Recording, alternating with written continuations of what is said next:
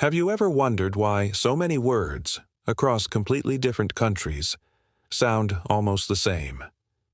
Mata, mother, madar, pater, father, pita. It's as if, deep within us, there's a memory of a language we've never heard, but somehow still understand. The Proto-Indo-Europeans. They left no cities, no empires carved in stone, only words. Yet those words became the roots of hundreds of languages, shaping the way we think, dream, and speak today. Their voice has never truly died. It simply changed, and became ours. This is their final story, the legacy of a lost tongue that still whispers through every sentence we speak. If you believe the past still lives inside the present, stay with us. And let's rediscover the ancient voice that still connects humanity today. Subscribe, follow, and keep the story alive, because history never truly ends. It just changes language.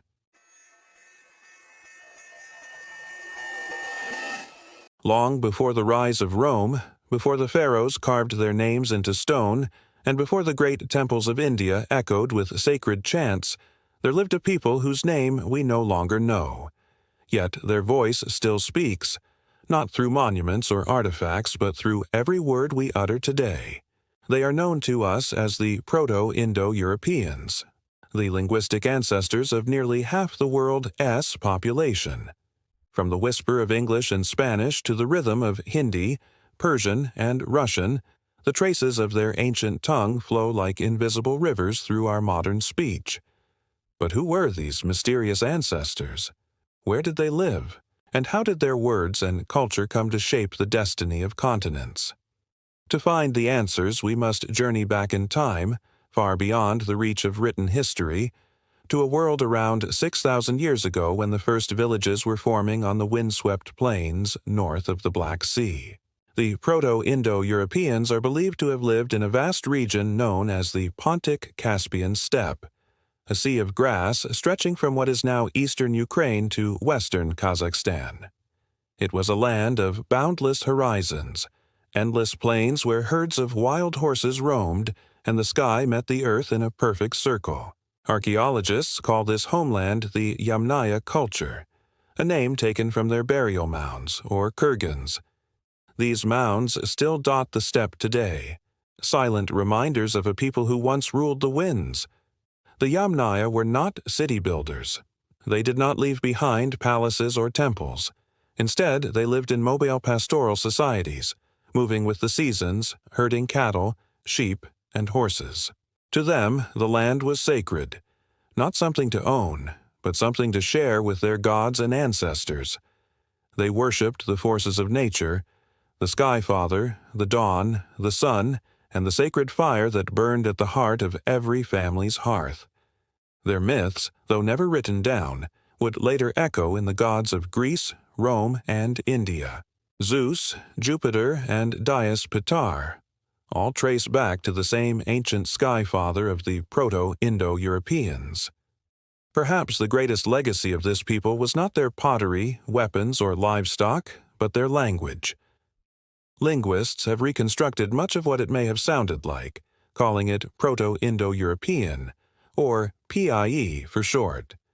Words like mater, mother, pater, father, equos, horse, and nuos, new, are the ancestors of familiar terms we still use today: mother, father, equine, new. Imagine a Proto-Indo-European family sitting around their campfire. A mother sings to her child. Her words, simple and warm, will one day evolve into hundreds of languages spoken across the earth. Every sound she makes is a spark that will light the tongues of nations not yet born. Language was their greatest tool, a bridge between generations, a weapon for survival, and a vessel for their beliefs. The steppe was both generous and harsh. Winters were long, summers were dry, and survival demanded cooperation and skill. The Yamnaya mastered animal domestication, especially the horse, which became their companion, their transport, and their symbol of freedom. This relationship with the horse changed everything. It allowed them to travel farther, trade wider, and expand faster than any other people of their time. They built light wagons that could cross vast distances, carrying families and goods along ancient trails that would one day become trade routes across Eurasia. Their society was organized around extended families and clans. Each clan was led by a chief, chosen for wisdom and bravery. Men and women shared labor, tending herds, making tools, weaving clothes, and raising children who would continue the endless migration of their people. To them, death was not an end, but a journey. The dead were buried in mounds, surrounded by offerings, weapons, ornaments, and sometimes entire wagons, gifts for the next world. Sometime around 5,000 years ago, the world began to change. Climate shifts dried parts of the steppe, and populations began to grow. The Proto-Indo-Europeans, ever adaptable, did what they did best. They moved. Groups of families packed their belongings and set out across the plains in every direction. Some went west into Europe, where they would meet the farmers of the old Neolithic world. Others traveled south into Anatolia and east into Central Asia, eventually reaching the valleys of India.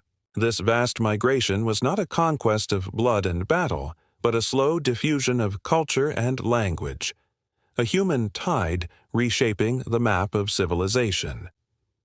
As they settled and mingled with local peoples, their language evolved into new forms, the ancestors of Greek, Latin, Celtic, Germanic, Slavic, Persian, and Sanskrit. Each branch carried with it echoes of the original tongue, like variations of a song passed from one singer to the next. Their myths and symbols traveled too. The image of a sky father, a thunder god, a divine horse, and a sacred fire reappeared in countless cultures, transformed but never forgotten. For centuries, the Proto-Indo-Europeans remained a mystery. Scholars searched for their homeland, debating whether it lay in Europe, Anatolia, or the Caucasus. Only through the patient work of linguistics, archaeology, and genetics did the puzzle begin to take shape. Today, most evidence points to the Yamnaya culture of the steppe as their likely origin. Genetic studies show that their descendants spread across Europe and Asia, leaving traces in the DNA of millions of people today. Yet even with all we know, the Proto-Indo-Europeans themselves remain nameless. A civilization without writing, a people remembered only through the languages of their children. The Proto-Indo-Europeans did not build pyramids or empires, but they built something far greater: connection. Through their words and stories, they wove a web that still binds humanity across continents. Every time you say mother, father, star, or heart, you are echoing their voice, a whisper carried through 6 millennia of human memory. Their story is not just a chapter of the past. It is the beginning of ours. The dawn had risen once more over the endless steppe. Golden light spread across a sea of grass, and the wind carried the low hum of hooves, the sound of life in motion. For the Proto-Indo-Europeans, this was the sound of their age, an age of movement, of growth, and of discovery. Historians call this period the classical age of nomads, when the Proto-Indo-European people began to form a recognizable culture, with systems of belief, trade, and leadership that would influence the foundations of many future civilizations. They were no longer just survivors of the wild steppe. They were becoming its masters. At the heart of this transformation stood a single creature: the horse. Long before any written record, the Proto-Indo-Europeans learned to tame and ride the wild horses that roamed their homeland. To others, the horse was a beast to hunt. To them, it became a partner, an extension of human will and speed. They invented the wheel and built light, efficient wagons that could carry their goods and families across immense distances. Some were drawn by oxen, others by horses, allowing the Proto-Indo-Europeans to travel faster than any people of their time. This innovation was revolutionary. It was not just a technological leap. It was a transformation of identity. For the first time in human history, entire communities could move together, creating what might be called the first mobile civilization. The steppe, once a barrier, became a highway. Villages were no longer fixed points but moving worlds, connected by kinship, trade, and shared language. Life on the steppe demanded unity. The Proto-Indo-Europeans lived in extended families, each forming part of a clan, a social unit bound by blood and loyalty. These clans joined into tribes, each with its own chief or elder, chosen for wisdom, strength, and fairness. Leadership was not only a matter of power, but of respect. The chief was the protector of the herds, the keeper of traditions, and the voice of the gods during rituals. Around the fire at night, elders told stories of creation, courage, and the ancestors who rode the winds. Within these tribes, women held important roles. They were caretakers of the hearth, guardians of the home fire, a sacred symbol in Proto-Indo-European belief. Fire represented both the warmth of family and the eternal light of the gods. Marriage was more than a union of two people. It was an alliance between families and clans, strengthening social ties that stretched across the steppe. Through these bonds, the Proto-Indo-Europeans built a network of trust that allowed their society to grow and thrive. As their world expanded, so too did their language, the Proto-Indo-European tongue. It was not static, it grew, absorbed, and adapted with every generation. Words for new tools, animals, and landscapes entered their speech as they encountered new lands and peoples. But some words carried special power. Words like Deivos, meaning shining one, referred to the gods who ruled the sky. Dieus Pshuter, the sky father, was their highest deity, the source of light and order. His presence would later echo across millennia as Zeus, Jupiter, and Dies Pitar. They also believed in a sacred trinity of life, the sky above, the earth below, and the fire within. These three forces, they thought, maintained harmony in the world. To break that harmony was to invite chaos, storms, famine, or misfortune. Rituals were performed to honor the gods and ancestors. Offerings of milk, grains, or meat were placed into the fire, their smoke rising toward the heavens. Through these rites, the Proto-Indo-Europeans connected their everyday life to the eternal cycles of nature. Though they lived far from the great river valleys of early civilization, the Proto-Indo-Europeans were not isolated. They traded with neighboring cultures, exchanging animal products, amber, and metals for pottery, textiles, and tools.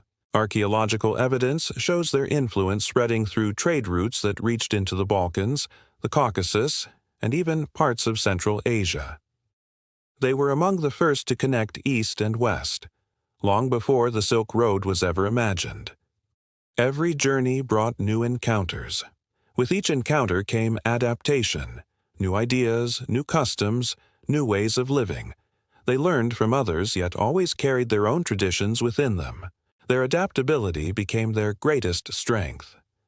Though they were herders and traders, the Proto-Indo-Europeans also became known as formidable warriors, not for conquest, but for survival. Life on the steppe was unpredictable. Wild beasts, rival tribes, and nature itself could threaten their existence at any time. Armed with simple stone axes, bronze daggers, and the power of their swift horses, they learned to defend themselves and their herds. But warfare among them was often small-scale, a matter of pride, territory, or vengeance rather than empire. Their myths celebrated bravery and honor. Songs told of heroes who rode into storms to protect their people, guided by divine spirits. These stories would later inspire the epics of many Indo-European cultures, from Homer's Iliad to the Sanskrit Mahabharata. The ideal man was both a warrior and a herder, a protector and a provider. To be strong was to serve, to ensure that the tribe would live to see another sunrise. Though they left no writing, the Proto-Indo-Europeans expressed their identity through art and symbolism. Patterns carved into tools and pottery reveal a love of geometry and order, perhaps reflections of their belief in cosmic balance. They adorned themselves with bronze jewelry, bone pendants, and woven fabrics, using natural dyes to color their clothes. Music, too, played an important role. Flutes made of bone and primitive string instruments accompanied chants and dances during festivals. Each ritual, each song, each carving told a story. A reminder that culture does not need paper to endure. It only needs memory. By the close of this classical period, the Proto-Indo-Europeans had transformed the steppe into a living network of cultures. They had become the bridge between East and West, carrying ideas, technologies, and words across continents. Their migrations, once slow and uncertain, were now a pattern, a rhythm as old as the wind that swept their grasslands. In the centuries to come, these movements would give birth to the ancestors of the Greeks, the Persians, the Celts, the Germans, and the Indo-Aryans. They did not know it, but they had already sown the seeds of the world's future civilizations. The Proto-Indo-Europeans were dreamers of the horizon, people who believed that movement was life. They tamed the horse, forged kinship beyond blood, and carried their language wherever the wind blew.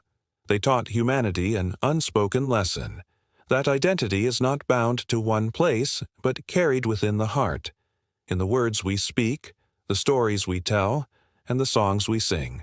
Their age of nomads would end, but their journey had only begun. The world was growing larger, and their descendants were about to shape it in ways they could never imagine. The world of the Proto-Indo-Europeans was vast, but it was not silent. Across the horizon, other civilizations were awakening. Early farmers in Anatolia, traders in the fertile valleys of Mesopotamia, and mountain tribes guarding the passes of the Caucasus. As the Proto-Indo-Europeans moved, traded, and mingled, they began to hear new voices carried by the wind, voices that would change them forever.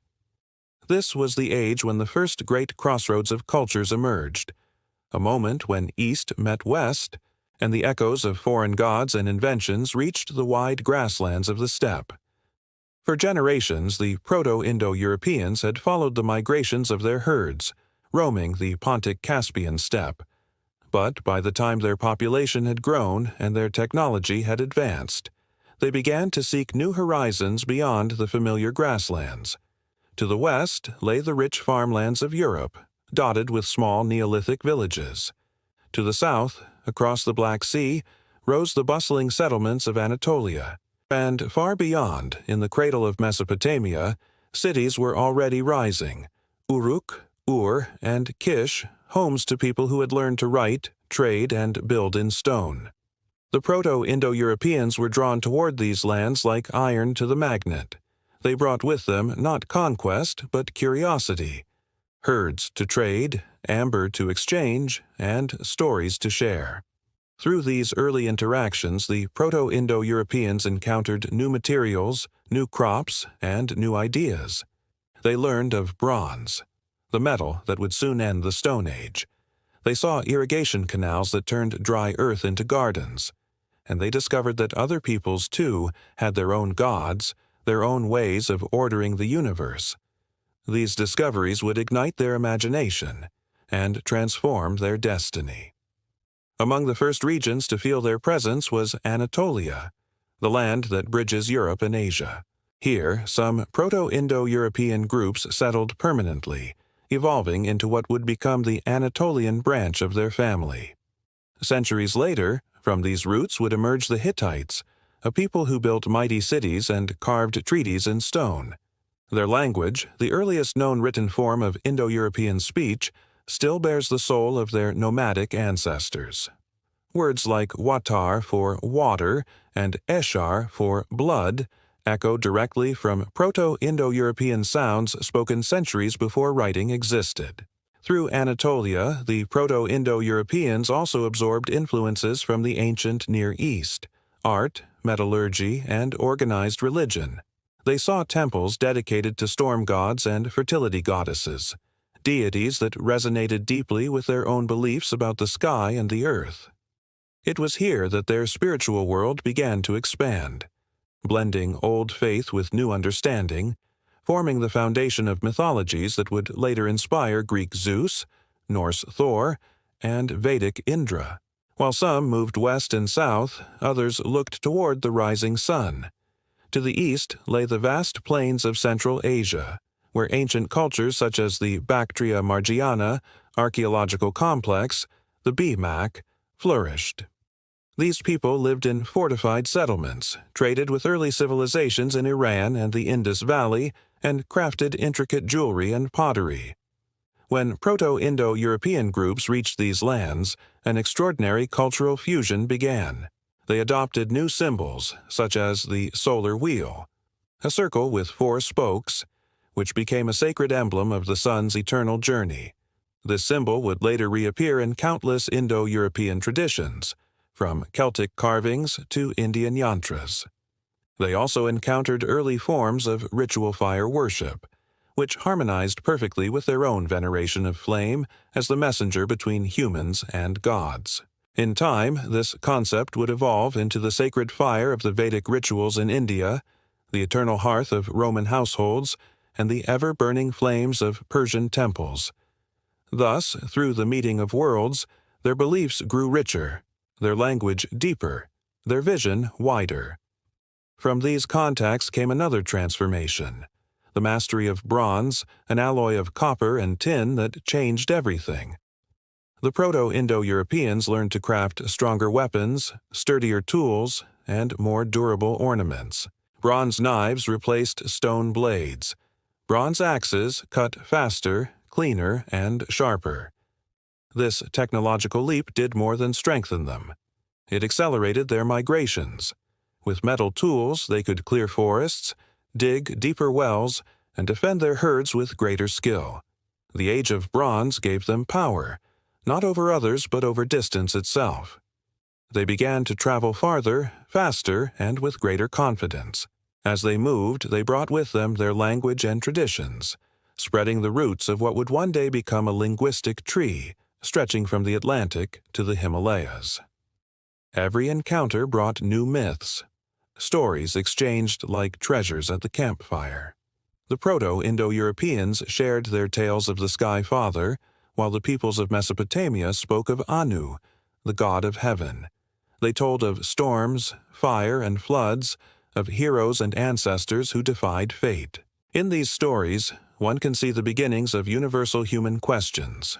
Who are we? Why do we exist? What lies beyond the stars? Through contact with other civilizations, the Proto-Indo-Europeans began to see themselves as part of a greater world, a living mosaic of tribes and nations. Their myths started to reflect not just the power of nature, but the complexity of human choice, destiny, and morality. The seeds of philosophy were quietly being planted on the steppe. Language continued to evolve like a flowing river. New words entered their speech, names for metals, tools, and crops they had never known before. These words reveal the story of contact itself. For instance, Proto-Indo-European roots like ayes, metal, and melit, honey, appear across distant branches of their descendants, from Latin mel to Sanskrit madhu. Each word was a living fossil, carrying within it the memory of trade, encounter, and exchange. Over generations, dialects began to diverge. Those who stayed near the Black Sea spoke differently from those who moved into Europe, and those who journeyed eastward into Central Asia developed sounds that would one day bloom into the rhythmic tones of Sanskrit and Avestan. What began as one tongue was becoming many, yet all still connected, like branches growing from a single ancient root. By the end of this era, the Proto-Indo-Europeans were no longer an isolated pastoral people. They had become messengers of civilization, carrying the essence of the steppe into the world and bringing back the gifts of distant lands. They were still nomads, but their minds had expanded beyond the horizon. They had learned from the farmers of Anatolia, the builders of Mesopotamia, and the traders of the East. Their world was now a vast, interconnected web, a preview of the global civilization that would come thousands of years later. The echoes from the East and West had awakened them, not just to survive, but to create, adapt, and inspire. Through these cultural exchanges, the Proto-Indo-Europeans learned one of humanity's oldest lessons, that contact does not destroy identity. It refines it. They took what they encountered and made it their own, weaving foreign threads into their own tapestry. Their openness to exchange made them stronger, more adaptable, and more enduring than any empire that would follow. As the fires of bronze glowed across their camps, a new age awaited, one that would see their descendants spread across continents, founding languages, myths, and nations that would define the story of mankind. The wind of change swept across the steppe like an invisible tide. It carried with it the sound of hooves, the cry of migrating birds, and the voices of families who had chosen the open road over the familiar horizon. This was the dawn of the Proto-Indo-European expansion, a movement that would shape the languages, beliefs, and identities of half the world's people. Long before the rise of empires, before the names Greece, Persia, or India had meaning, small bands of herders began a journey that would span thousands of miles and thousands of years. They carried no flags, raised no armies, yet their journey would quietly transform the map of human civilization. No one can say exactly why the Proto-Indo-Europeans began to spread so widely. Perhaps it was the slow change of the climate, as the once fertile steppe began to dry. Perhaps it was the growth of their herds, pressing them to seek new pastures. Or perhaps it was simply curiosity, a desire as old as humankind to follow the sun beyond the horizon. Whatever the reason, their migrations began sometime around 5,000 years ago. Not as a single exodus, but as a series of waves, families, tribes, and clans moving outward in every direction like ripples across a still pond. Some turned west toward the heart of Europe. Others journeyed east across the open plains of Central Asia. And still others moved south, crossing into the mountains and valleys of what is now Iran and northern India. Their movement was slow but unstoppable. Step by step, generation by generation, they carried their language, their gods, and their traditions into new lands, reshaping the story of humanity. The Western migrations led to the birth of what we now call the European branches of the Indo-European family: Greek, Latin, Celtic, Germanic, and Slavic. As these groups entered Europe, they met the descendants of earlier Neolithic farmers, people who had built megalithic monuments, raised crops, and worshipped the cycles of the sun and moon. The newcomers did not erase these cultures. Instead, they blended with them. Their language spread, their customs adapted, and slowly new identities emerged. In the lands that would one day become Greece, the Proto-Indo-Europeans gave rise to early Mycenaean civilization, a culture that would later inspire the legends of Achilles and Odysseus. Farther west, others became the ancestors of the Italic and Celtic peoples, the forerunners of Rome and the mysterious Druids of Britain and Gaul. To the north, the seeds of the Germanic tribes were planted, people who would one day speak tongues that evolved into English, German, and Norse. Through trade, marriage, and storytelling, the Proto-Indo-European spirit became woven into the DNA of Europe itself. While the Western tribes settled among forests and rivers, the Eastern migrations followed the open sky. They moved across Central Asia, through Kazakhstan, Uzbekistan, and beyond, until they reached the highlands of Iran and the fertile valleys of the Indus River. These migrants carried with them a branch of language that would become Indo-Iranian, the ancestor of Sanskrit, Persian, and many modern tongues of South and Central Asia. Archaeological sites such as Sintashta and Andronovo reveal the world they created: fortified villages, bronze weapons, chariots, and ritual fire altars. Here they perfected the art of chariot warfare using light, fast vehicles drawn by horses, a technology that would soon spread across Asia and the Near East. In the lands that would become India, these Indo-Aryan peoples preserved their sacred hymns, the Vedas, which remain among the oldest living texts on earth. Through these verses, we can still hear echoes of the Proto-Indo-European voice. hymns to the dawn, the storm, and the eternal fire that binds heaven and earth. Some groups turned south into the rugged landscapes of the Iranian plateau. They became the ancestors of the Medes, Persians, and Scythians, horse-riding peoples who would later dominate the trade routes of Asia. The Persians, in particular, preserved many ancient Indo-European ideals: the struggle between truth and falsehood, the sacred role of fire, and the belief in a cosmic order upheld by the gods. These ideas would one day shape the teachings of Zoroaster, whose vision of good and evil would influence later faiths across the world. In this way, the Proto-Indo-European legacy did not simply scatter. It evolved, taking new forms in every land it touched. The Proto-Indo-European success was not only due to courage or luck. They possessed a set of tools, technological, cultural, and social, that gave them remarkable resilience. The horse was their greatest advantage, turning them into the swiftest travelers of their time. The wheel and wagon allowed families to carry supplies over vast distances. Bronze tools gave them strength to farm new lands and craft durable weapons. And language, their most powerful inheritance, bound them together even when oceans of time and distance separated them. This language was flexible and rich, capable of expressing complex ideas about kinship, duty, and the divine. It allowed them to teach, to negotiate, and to preserve memory, the invisible glue that held their expanding world together. As the Proto-Indo-Europeans settled across Eurasia, they did not remain a single people. Each group adapted to its new environment, learning new farming techniques, absorbing local deities, and intermarrying with native populations. The result was a cultural mosaic. In Europe, the fusion of Indo-European speech with the artistry of Neolithic farmers produced the first Bronze Age cultures, marked by stone circles, metal ornaments, and myths of sky gods and earth mothers. In Asia, contact with ancient urban centers led to a flowering of ritual, astronomy, and philosophy. Everywhere they went, the Proto-Indo-Europeans absorbed, transformed, and reimagined, leaving behind not a single civilization, but a family of civilizations. Their influence was not limited to language.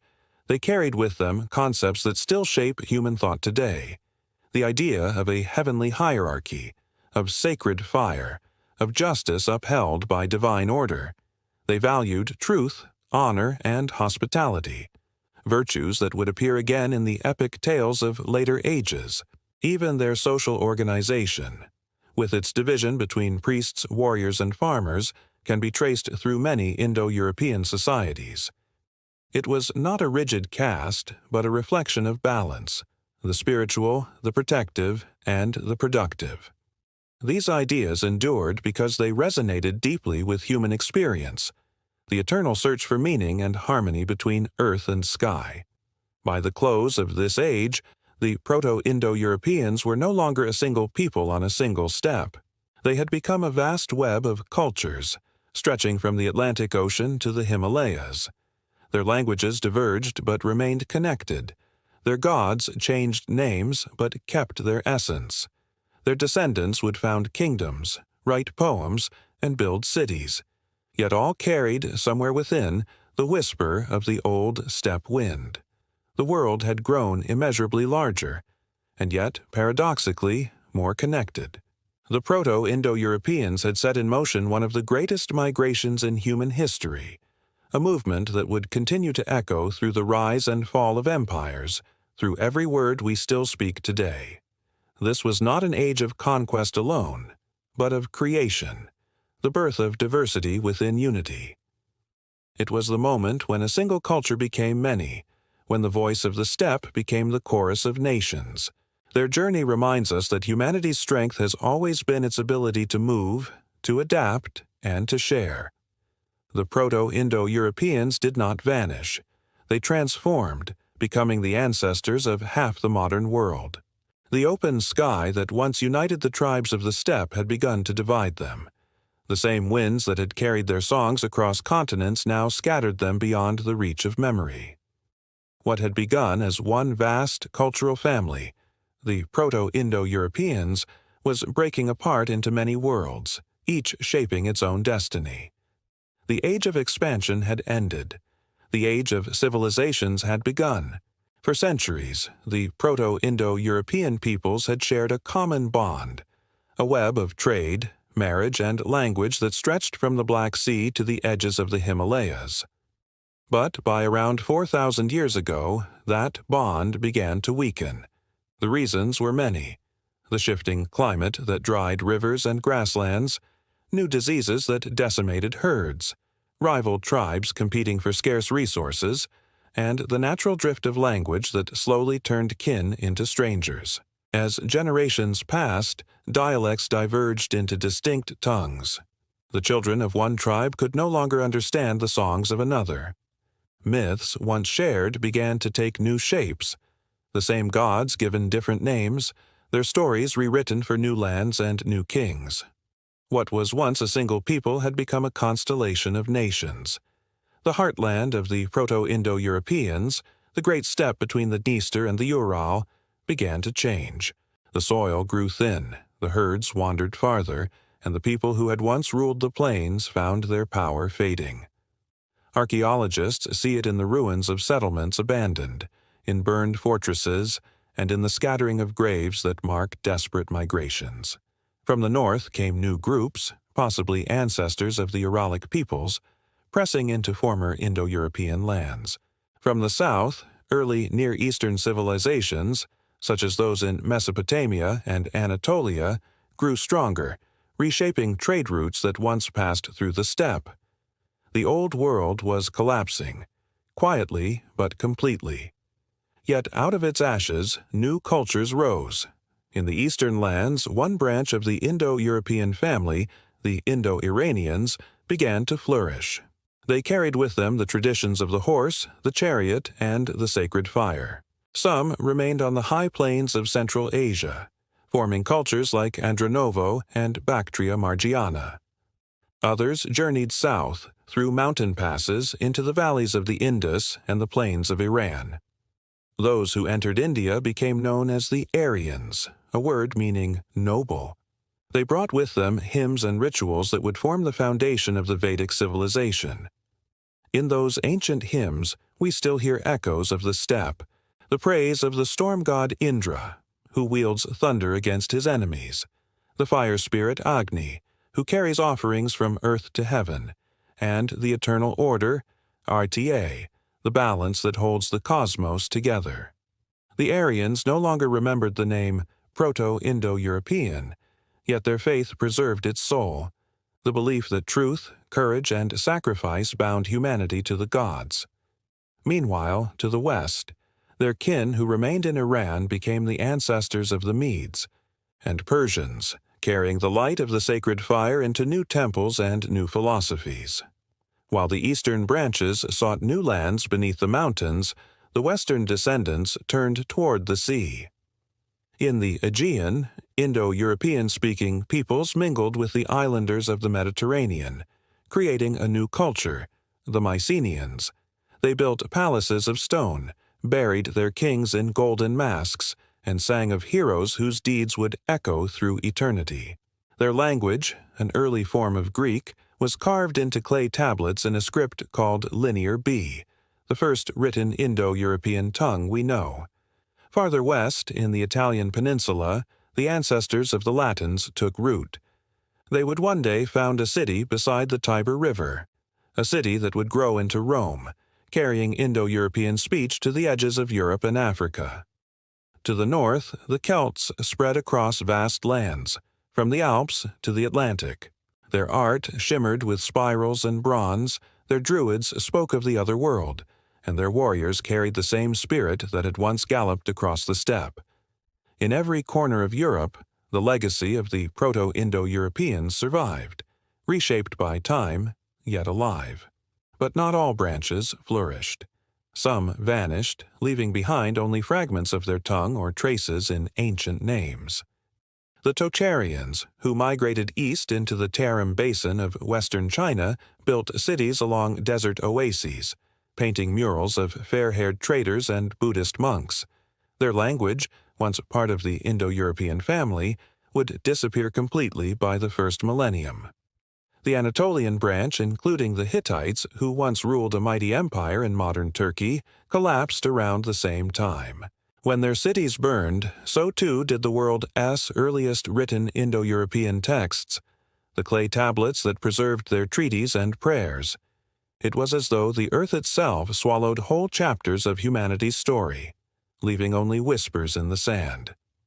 With every migration, the gods themselves changed. The old sky father, Deus Peter, who had once ruled the heavens of the steppe, became Zeus to the Greeks, Jupiter to the Romans, and Dyaus Pitar in the Indian Vedas. The Stormbringer became Indra in the east, Thor in the north, and Perun among the Slavs. The dawn goddess, whose name once meant the Shining One, lived on as Eos, Aurora, and Ushas. Across thousands of miles, the same divine family wore new faces, spoke new languages, and dwelt in new myths. Yet their essence remained the same. It was proof that though empires fell, memory endured. Out of this era of fragmentation grew the seeds of the first great Indo-European empires. In the east, the Persian kings forged an empire stretching from the Indus to the Mediterranean, ruling in the name of Ahura Mazda, the Lord of Light.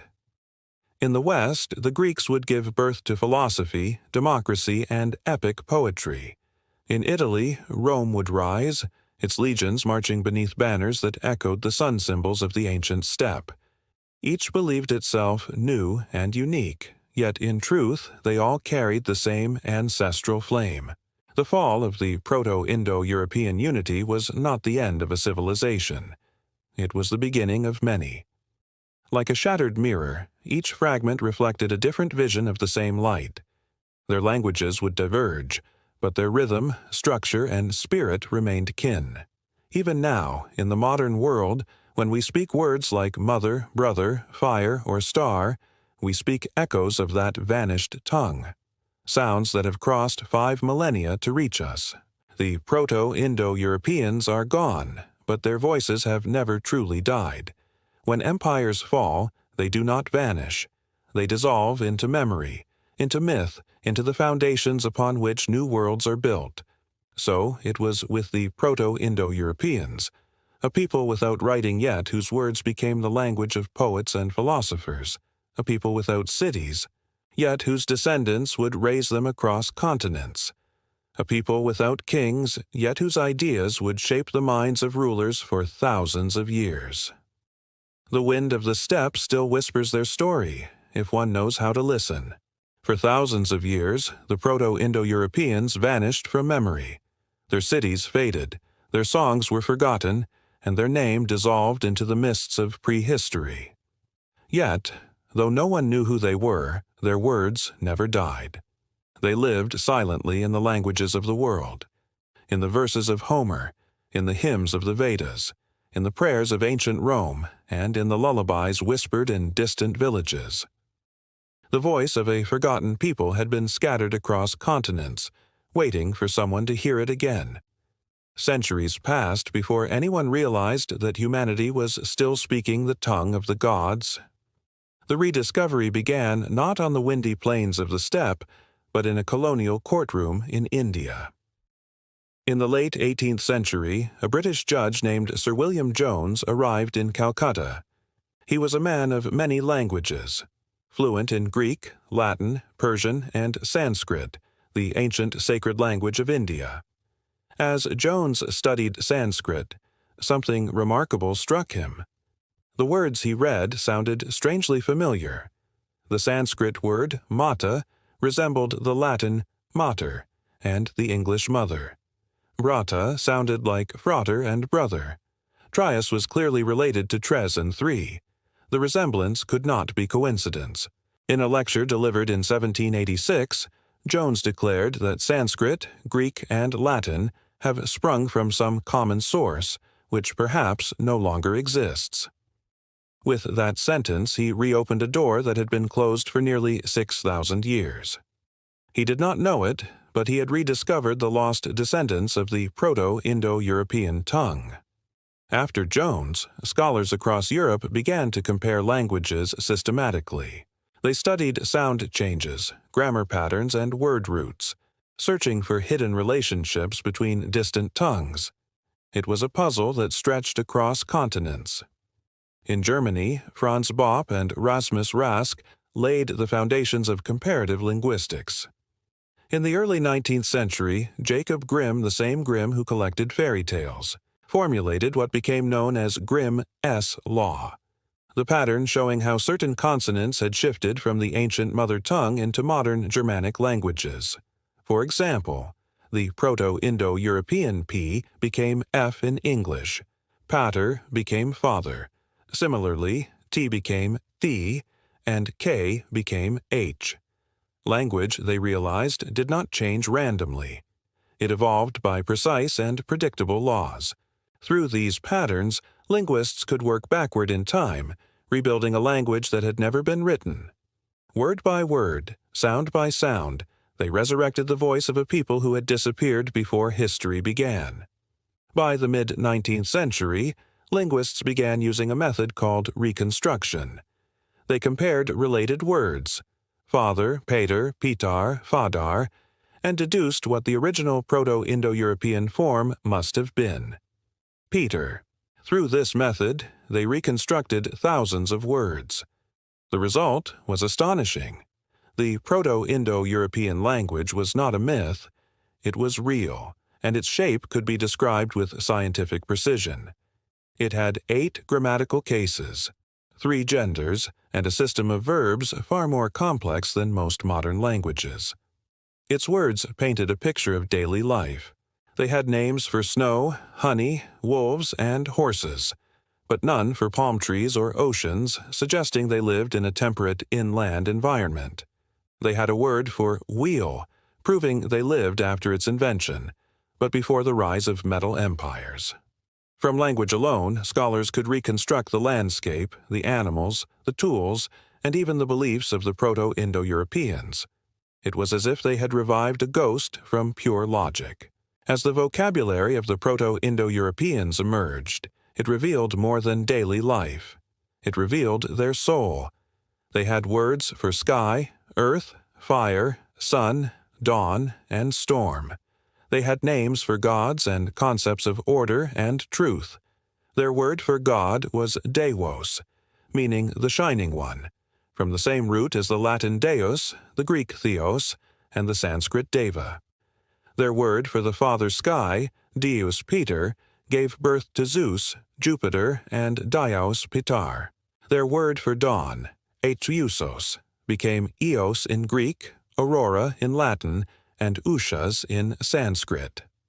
The same divine family had wandered across the world, changing names but never essence. The language of the Proto-Indo-Europeans was indeed the tongue of the gods, the medium through which their descendants would tell every myth from the Iliad to the Mahabharata. As linguists reconstructed words, archaeologists sought the land from which they had come. Where had these people lived? The language contained clues, words for birch, beech, snow, and horse, but not for palm or tiger. It spoke of a landscape of grasslands and cold winters, not tropical jungles or deserts. For decades, scholars debated. Some believed the homeland was in Anatolia, near modern Turkey. Others pointed to northern Europe. But over time, archaeology and genetics began to favor one answer: the Pontic-Caspian steppe, where the Yamnaya culture once thrived between the Black and Caspian Seas. DNA evidence revealed that migrations from this steppe had indeed spread into both Europe and South Asia around 5,000 years ago, exactly as the linguistic map suggested. The lost homeland of the Proto-Indo-Europeans had finally been found. Today, more than half of the world's population speaks an Indo-European language, from English to Hindi, from Spanish to Russian, from Persian to Bengali. Billions of people carry within their speech the invisible thread that binds them to those ancient writers of the steppe. When we say mother, father, name, night, or star, we are repeating syllables that first formed in mouths that spoke beneath the endless sky of prehistoric Eurasia. Every word is a fossil of thought, a relic of a civilization that never wrote its name, yet wrote itself into the structure of nearly every language we know. The rediscovery of Proto-Indo-European was more than a linguistic triumph. It was a resurrection of memory, proof that even when history is lost, language remembers. Through sound, humanity had preserved its own origin story. In the hum of the word mother, in the rhythm of poetry, and in the thunder of myth, the Proto-Indo-Europeans still speak. Their voices cross millennia, reminding us that civilization is not built only on stone or bronze, but on the living breath of words. The lost tongue of the gods is not lost anymore. It lives inside every sentence we speak, every song we sing, and every story we tell. From the ancient steppes to the digital age, it continues to evolve. Proof that language is humanity's most enduring monument. Long after empires fall and monuments crumble, words remain. And somewhere in the sound of those words, if we listen closely, the Proto-Indo-Europeans are still there, speaking softly across 6,000 years. From the windswept grasslands of the steppe to the marble temples of Athens, from the fire altars of Persia to the sacred rivers of India, the descendants of the Proto-Indo-Europeans built civilizations that would change the world. Though their ancient homeland vanished from history, their spirit endured, flowing like an invisible current beneath the foundations of human culture. Theirs was not a legacy of empire or conquest, but of words, myths, and ideas, gifts that continue to shape the languages, laws, and beliefs of billions. This is the story of how the children of the steppe became the architects of civilization. When the Proto-Indo-European tongue splintered into many branches, it did not disappear, it evolved. In the hands of poets, priests, and philosophers, its sounds became the instruments of human thought. Greek, Latin, Sanskrit, Persian, and the many languages that followed carried with them not only vocabulary, but worldviews, ways of naming, measuring, and imagining reality. The Greeks called the world cosmos, meaning order, a reflection of the Proto-Indo-European idea that the universe was structured by divine law. In India, this became RTA, the sacred rhythm of truth and harmony.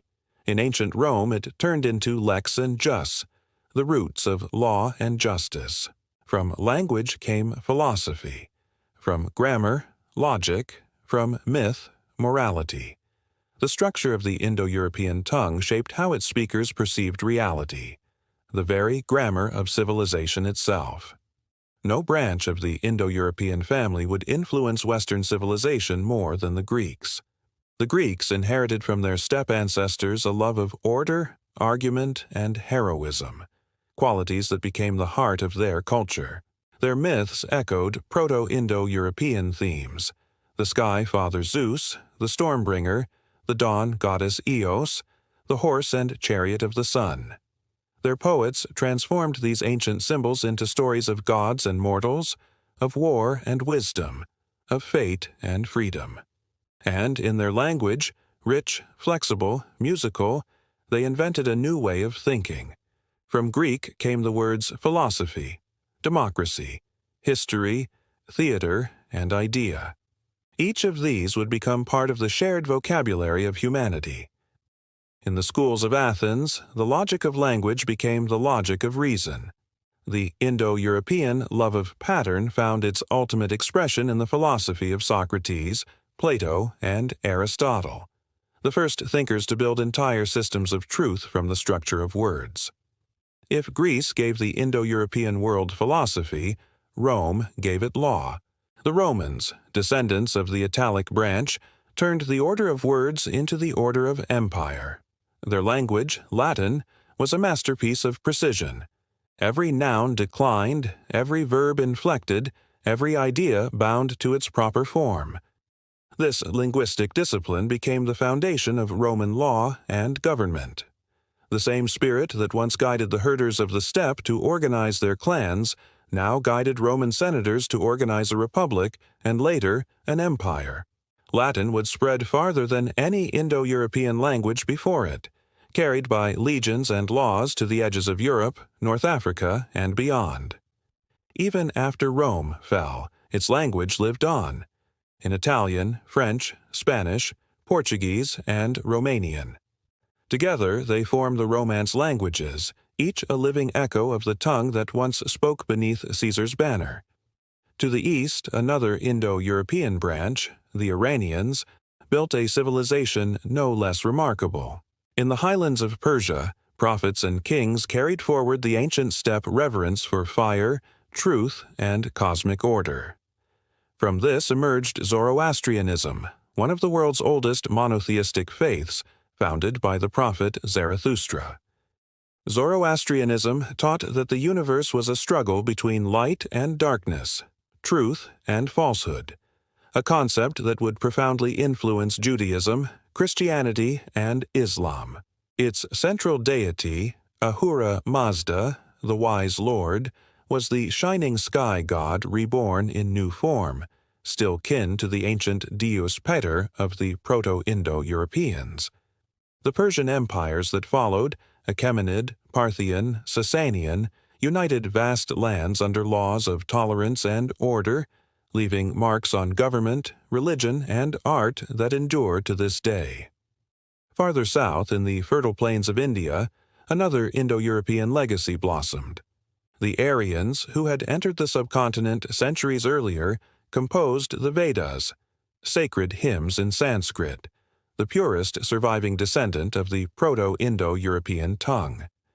In these hymns, gods like Indra, Agni, and Varuna embodied forces of nature and moral law, echoing the steppe's divine archetypes. From their verses grew the philosophical systems of Hinduism, Buddhism, and Jainism, religions that would shape the spiritual life of nearly half the world. The Sanskrit word dharma, meaning law, truth, and duty, carried the same sense as RTA and lex, showing how the Indo-European idea of order persisted across continents and millennia. Even today, Sanskrit chants and Vedic rituals preserve one of the oldest living links to the Proto-Indo-European worldview, the belief that speech itself is sacred, a bridge between humanity and the divine. To the north, across forests and fjords, the descendants of the Indo-European tribes created their own myths. The Norse spoke of Odin, Thor, and Freya, gods of sky, storm, and fertility, all bearing the ancient fingerprints of their steppe forebears. Their epic, the poetic Edda, told of a cosmic order, of the world tree Yggdrasil, and of an ultimate destiny where even gods must face their fate. The same fatalism once sung around Yamnaya fires still echoed in the sagas of the Vikings. The Celtic peoples, too, preserved echoes of the ancient world, sacred horses, sun symbols, and a reverence for the word. The Druid was literally the oak knower, a priest of language and law. Through every culture, the old Indo-European patterns of myth and speech reappeared like stars in different constellations, distinct yet born from the same sky. By the modern age, Indo-European languages had become the voice of science, literature, and global trade. From the Latin of scholars to the English of technology, they formed the backbone of communication in a connected world. But their true power lies not in domination, but in continuity. They carried with them a way of seeing the universe as ordered, structured, and meaningful. A belief that truth can be spoken, that the cosmos can be understood. The Indo-European world did not conquer the globe with swords, but with sentences. Across 6,000 years, the descendants of the Proto-Indo-Europeans built civilizations that shared a single heartbeat, the rhythm of language and thought. From Greek reason to Roman law, from Persian light to Indian wisdom, they created a legacy that defines what it means to be human. Their words became our thoughts. Their myths became our metaphors. Their grammar became the architecture of our minds. And though we may never know their faces or their names, we speak their heritage every time we open our mouths. The Indo-Europeans did not just give us language. They gave us the framework of civilization itself. The wind over the Pontic-Caspian steppe still whispers. It carries no words we can understand, yet buried in its rhythm lies the voice of a people whose speech became the foundation of much of our world. The Proto-Indo-Europeans, though gone for more than 6,000 years, continue to speak through us, through every greeting, every story, every name we give to the sky, the sea, or the stars. Imagine speaking a language so ancient that no one remembers it, and yet everyone still uses it. That is the paradox of Proto-Indo-European. Though it vanished long before the first cities of Greece or India, its descendants live on in more than half of the world's modern languages. English, Hindi, Spanish, Russian, Persian, all are distant echoes of a single ancestral voice. Linguists, through a process called reconstruction, have pieced together fragments of that forgotten language. Words for mother, father, water, and fire can be traced back to the Proto-Indo-European roots, Mechtiter, Pituter, Wuder, Pichiwidaukur. When we speak these words in their modern forms, we unknowingly continue a conversation that began thousands of years ago. Language is more than sound. It carries a world view, a way of seeing nature, family, and the divine. The Proto-Indo-European word for sky also meant God, showing how they linked heaven with holiness. Their term for earth was feminine, symbolizing fertility and life. These ideas would ripple through later mythologies, the Greek Gaia, the Norse Jord, the Vedic Prithvi. The words changed, but the meanings endured, echoes in myth and memory. Even myths that seem different, from Zeus to Jupiter, from Indra to Perun, share an ancient root. The Proto-Indo-Europeans imagined a sky father god, Deus Ptauter, whose name survives in Sanskrit Dias Pita and Latin Jupiter. These divine figures ruled not by cruelty but by order, symbolizing the light that governs both heaven and earth. Their stories were not written but remembered, sung around fires, carved into rhythm, passed from parent to child. Over time, as tribes migrated, those myths evolved into new pantheons. In northern Europe they became Odin and Thor, in the east Indra and Varuna. Yet, beneath their local names, the same cosmic struggle between light and darkness, chaos and harmony, continued. This shared mythic DNA reveals something extraordinary, that beneath our cultural differences, humanity shares a single ancestral imagination, born in the grasslands of Eurasia. The unseen unity. What makes the Proto-Indo-Europeans remarkable is not just their language, but their unseen unity. They are proof that connection can survive even when memory fades. Long after their communities disappeared, their descendants built civilizations that would shape the modern world. From Sanskrit texts to Latin epics, from Slavic songs to Celtic poetry, we can trace a single cultural thread. The rhythm of their verse, the pattern of their grammar, even their metaphors, all carry whispers of that first tongue. Consider the word brother. In English it comes from Proto-Germanic brother, which came from Proto-Indo-European brater. In Sanskrit, the same root gives brater. In Latin, frater. Across continents and centuries, the idea of brotherhood stayed bound to the same sound.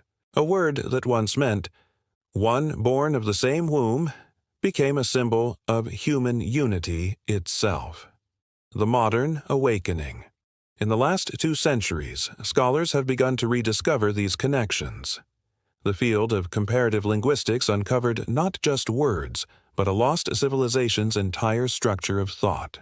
Archaeologists mapped their migrations, geneticists traced their descendants, and anthropologists studied their customs. Together, they revealed a story that belongs to all of us. For the first time in history, humanity could look back and see that Europe, Persia, and India were not strangers. They were siblings divided by time. The idea of Proto-Indo-European heritage changed the way we understood civilization. Not as isolated towers, but as branches of a single tree rooted deep in prehistory. The spirit that endures. Every civilization leaves behind stone and metal, but the Proto-Indo-Europeans left behind something far more durable, an idea of continuity. Their nomadic life taught them that identity was not fixed to place, but carried within language and memory. That lesson survives even now, in an age of digital communication and global migration. Their spirit endures wherever people cross borders and find common words. It lives in our songs and our stories, in our family names and our poetry. When an English child says mother, an Indian child says mata, and a Persian says madar, they are not just speaking, they are remembering. The legacy of connection. In a world often divided by culture, race, or religion, the story of the Proto-Indo-Europeans reminds us that we began as one. We spoke one language, dreamed similar dreams, and carried the same sense of wonder toward the stars. Their true legacy is not their expansion or their conquests. It is their reminder that every human story is connected. The myth of the Sky Father, the Fire God, the Great Flood, the eternal cycle of day and night. These are not just tales of one tribe. They are reflections of the same human heart, trying to understand the mystery of existence. The Song Beyond Time. No monument marks their graves. No empire bears their name. Yet their song continues, carried in every language that shaped the modern world. It flows through Homer's verses, through the hymns of the Rig Veda, through Shakespeare's lines, through every sentence spoken today. Their words are the hidden foundation of human thought, a bridge between past and present, between strangers and kin. And though their tongue is lost, its spirit still speaks, not in sounds, but in meanings shared across millennia. When we speak, we keep them alive. When we listen, we hear them still. The Proto-Indo-Europeans are gone, yet their voice, the first great song of humanity, never truly ended. It simply changed language and began again.